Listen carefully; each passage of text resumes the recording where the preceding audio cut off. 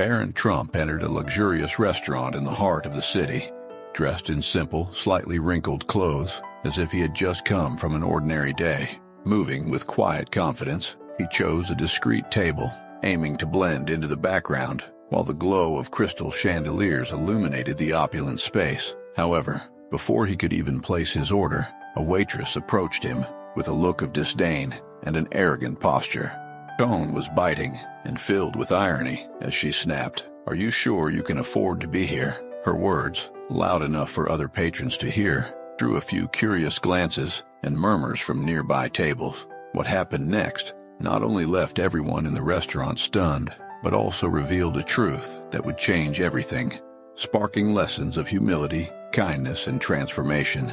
If you enjoyed this story, don't forget to subscribe for more inspirational stories coming your way tomorrow. The golden light from crystal chandeliers spilled across the dining room of Mar-a-Lago restaurant, one of the most prestigious spots in Palm Beach, Florida, known for catering to Hollywood stars, industry tycoons, and royalty alike. Mar-a-Lago wasn't merely a restaurant, it was a symbol of status. Every detail, from the pristine white tablecloths to the delicate floral arrangements, was designed to impress. Soft music from a live pianist filled the room, blending with the low hum of conversations. Outside, neon lights reflected on slow-moving luxury cars. It was luxury in its purest form. Among the staff, Nicole was widely regarded as one of Mar-a-Lago's most efficient waitresses. Her uniform was pressed to perfection, her hair meticulously styled, and her movements quick and calculated.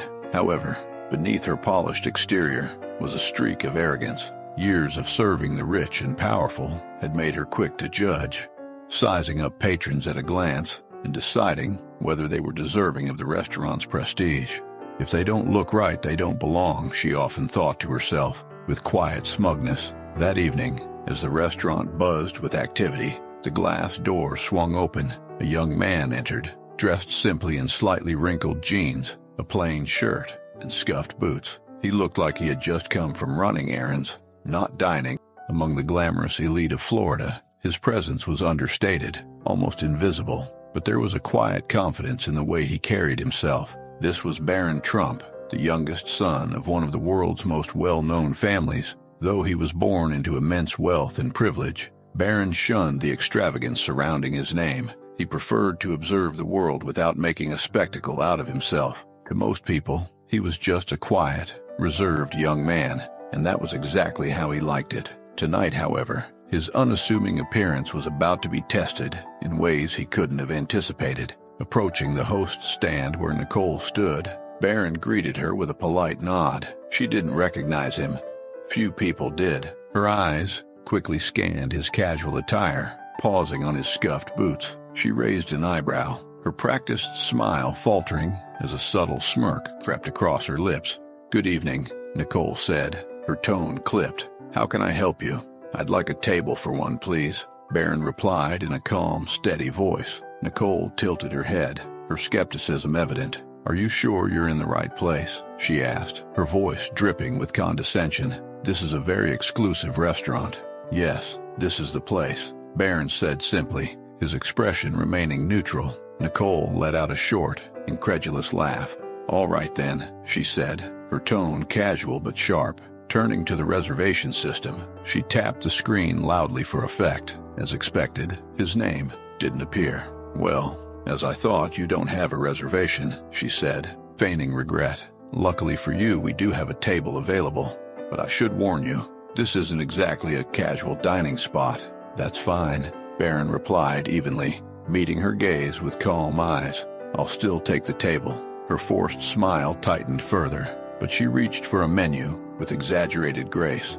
"Right this way," she said, turning sharply on her heel. She didn't bother hiding her irritation. Instead of seating him beneath the golden chandeliers or near the pianist's gentle music, Nicole led him briskly to the farthest corner of the restaurant.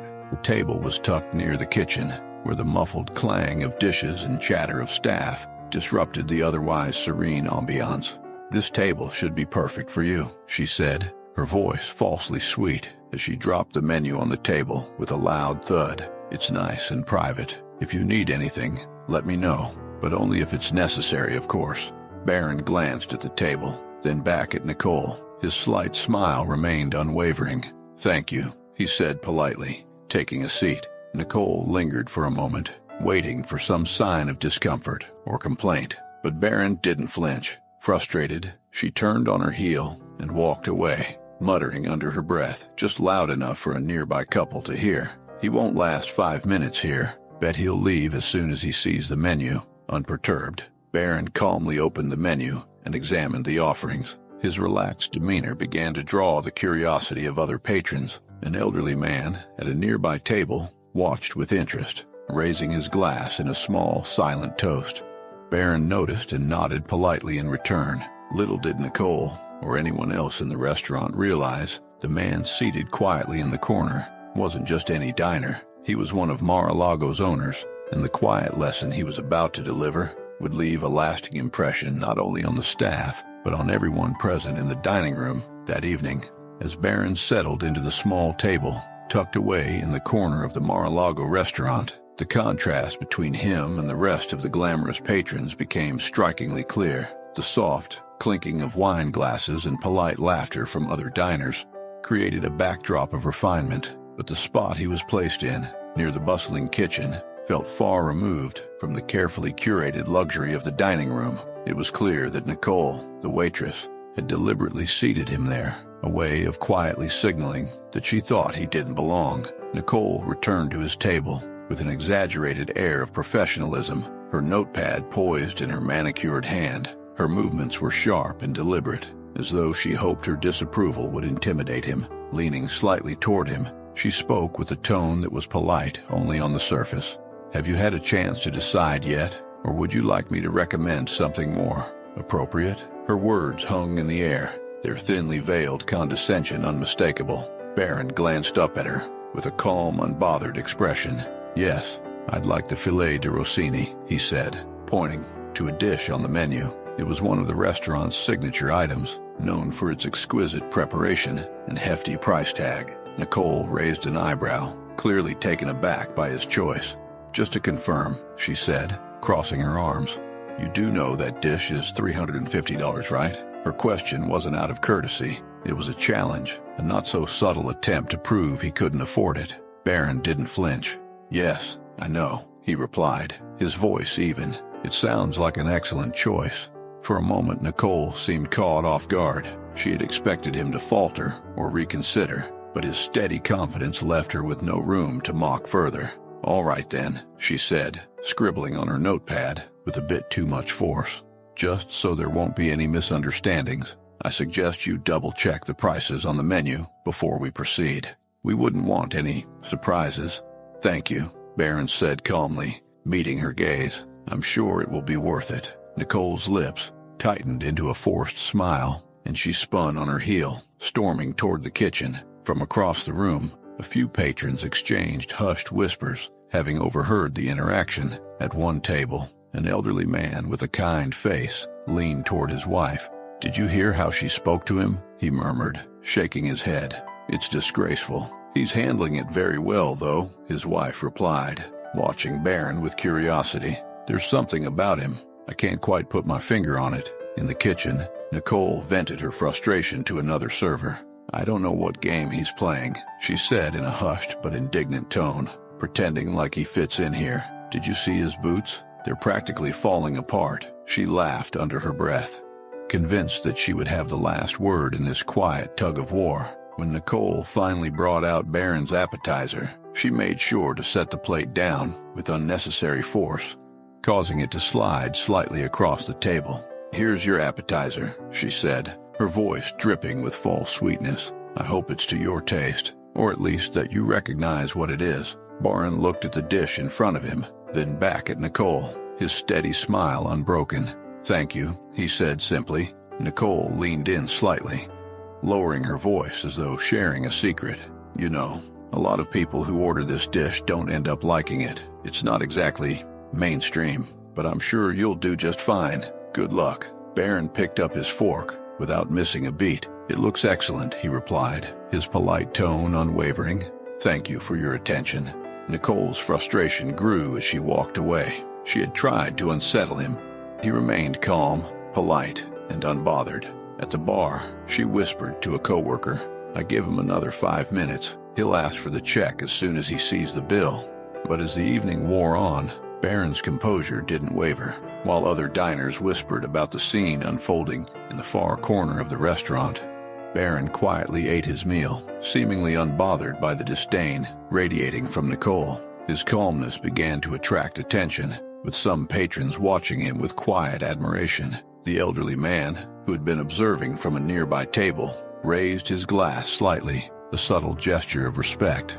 Barron noticed and nodded in return, his expression warm but restrained. Though he was seated in a noisy corner near the kitchen, his presence seemed to command the room. Nicole, however, wasn't ready to relent. As she delivered his main course, the filet de Rossini, she placed the plate on the table with exaggerated care.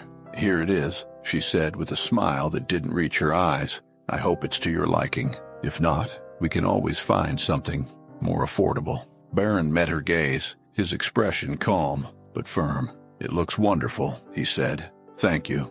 Nicole spun around and stormed off, her frustration boiling beneath the surface. From across the room, the elderly man leaned toward a server.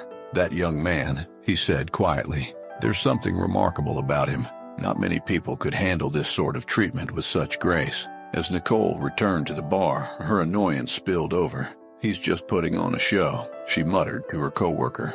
"But wait till he gets the bill. He'll crack." But Barron remained resolute, his calm demeanor quietly asserting itself over the growing tension in the room. The restaurant staff, the patrons, and even Nicole herself couldn't help but feel the weight of his quiet confidence. Something was about to change. No one could have predicted how. As the evening wore on, Nicole's frustration reached a boiling point. Despite her best attempts to rattle the young man in the corner, her sarcastic comments and deliberate delays had no visible effect. Barron remained calm, composed, and polite, a demeanor that only seemed to fuel her irritation.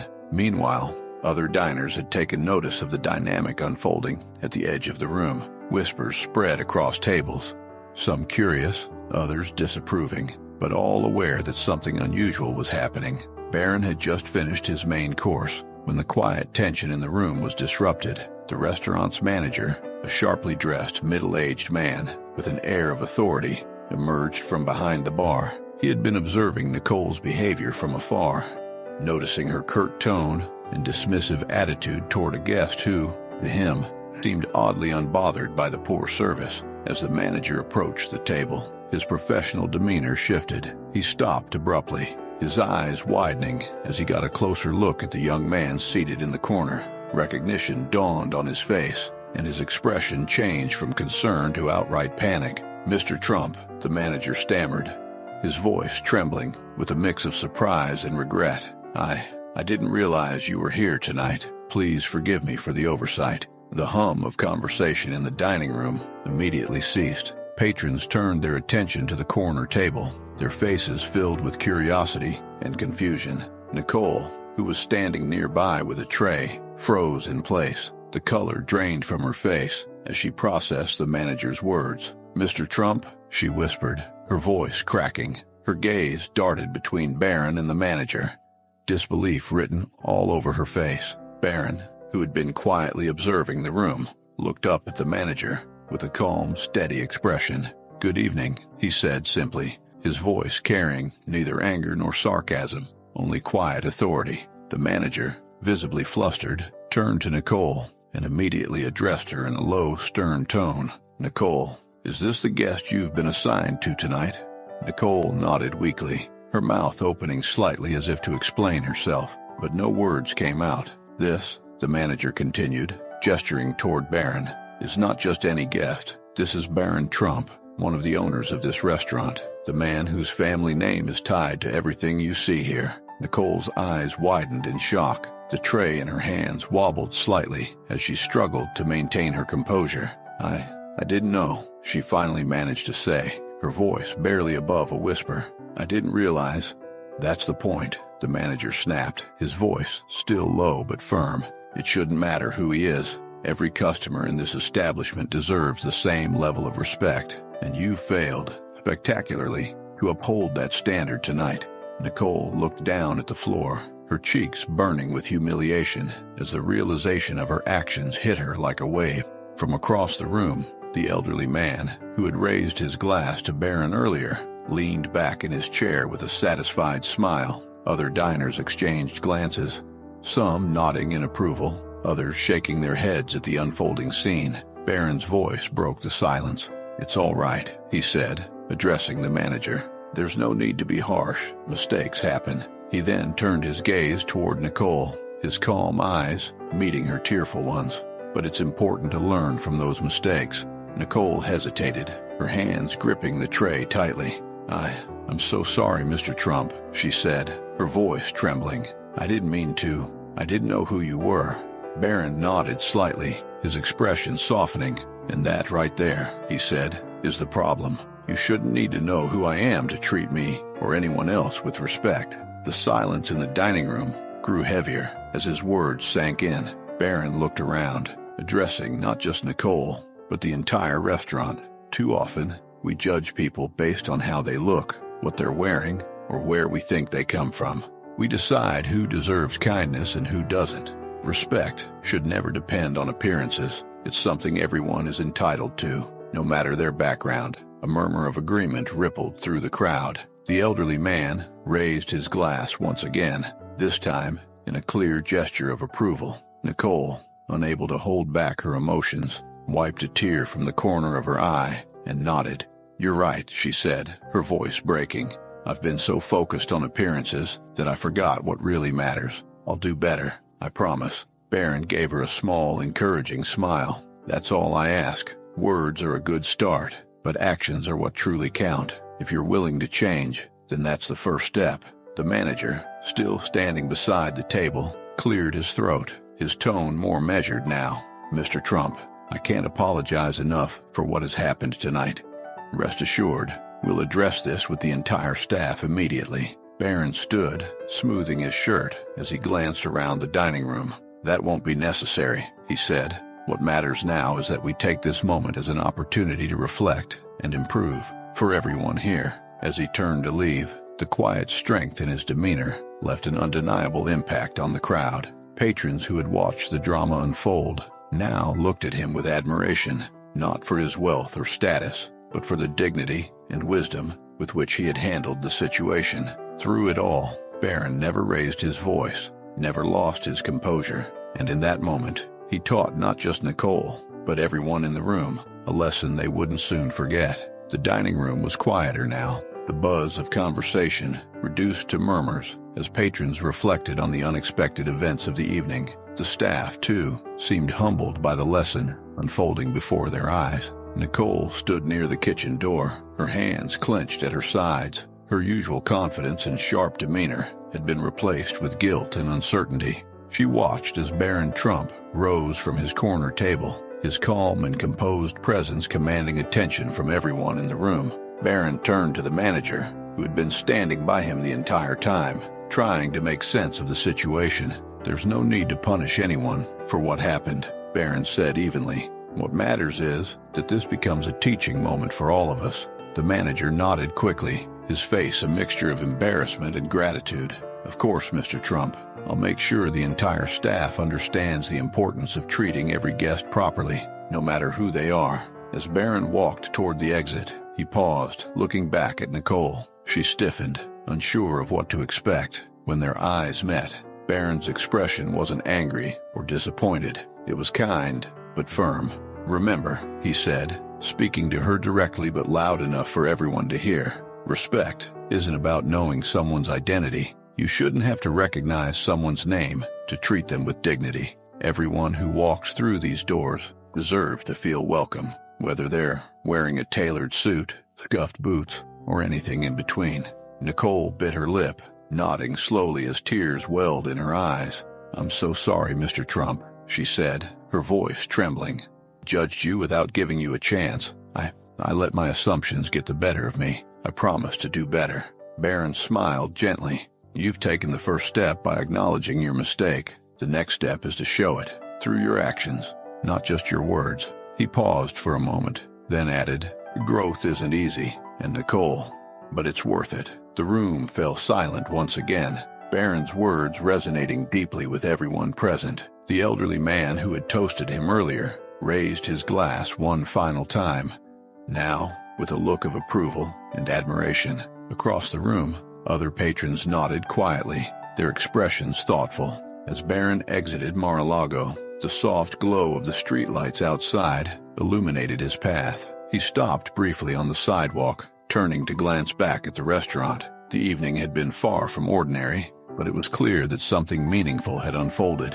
Something that went beyond just one person's experience. Inside the restaurant, the staff gathered after the last guest had left. The manager had called for a quick meeting to address the night's events and ensure that the lessons learned wouldn't go unheeded. Standing in the middle of the dining room, surrounded by her co-workers, Nicole took a deep breath. She had never felt so exposed, but she knew this moment was important. "What happened tonight was my fault," she began, her voice steady despite the weight of her emotions. "I let my pride, my assumptions, and my focus on appearances cloud my judgment. I forgot that the core of what we do here isn't just about fine dining. It's about creating an experience where everyone feels valued. I promise I'll change." Her colleagues nodded in support, some offering small smiles of encouragement. The manager, who had been watching her closely, spoke up next.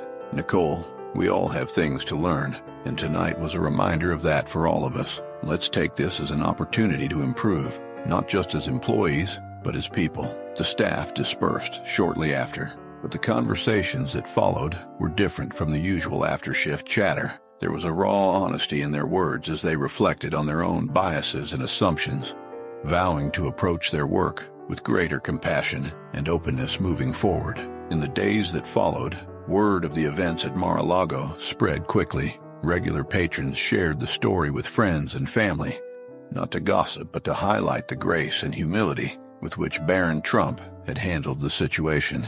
The lesson he imparted about the importance of kindness and respect began to resonate far beyond the restaurant's walls. Nicole, in particular, took Barron's words to heart. She made a conscious effort to treat every guest with genuine kindness, no matter how they looked or who they appeared to be. Over time, her co-workers noticed a change in her demeanor, a softer, more thoughtful approach to her work. It wasn't just about her behavior toward customers either. She began treating her colleagues with newfound respect, listening more and judging less. One evening a few weeks later, Nicole wrote a note and slipped it into an envelope addressed to Barron Trump. It was a simple letter of gratitude, thanking him for not only forgiving her, but for helping her grow as a person. She ended the letter with a line that stuck with her every day. "Kindness isn't a weakness, it's a strength that makes us better." As for Barron, he never sought recognition for what had happened that evening. For him, it wasn't about being the owner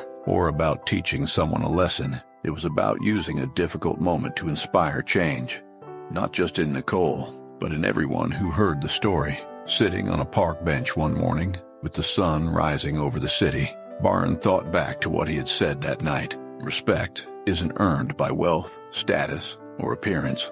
It's something we owe to each other, simply because we're human. With a faint smile, Barron stood and walked away, knowing that small choices, like how we treat those we may never see again, can sometimes make the biggest difference.